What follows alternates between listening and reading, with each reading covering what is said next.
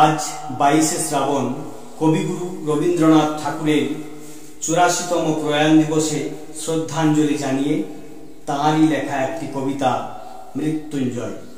কবিতা পাঠে আমি মৃত্যুঞ্জয়।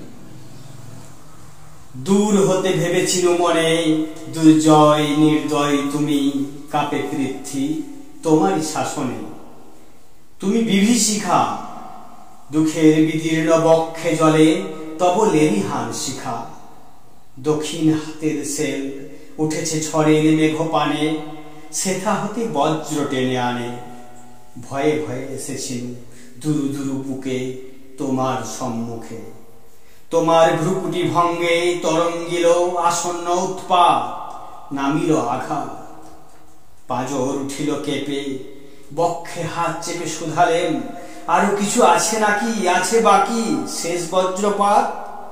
নামিল আঘাত, এইমাত্র আর কিছু নয়। ভেঙে গেল ভয়, যখন উদ্যত ছিল তোমার রসনী। তোমার আমার চেয়ে বড় বলে নিয়েছিল গণি। তোমার আঘাত সাথে নেমে এলে তুমি, যেথা মোর আপনার ভূমি। ছোট হয়ে গেছো আজ, আমার টুটিল সব লাজ। যত বড় হও তুমি তো মৃত্যুর চেয়ে বড় নও, আমি মৃত্যুর চেয়ে বড়। এই শেষ কথা বলে যাব আমি চলে।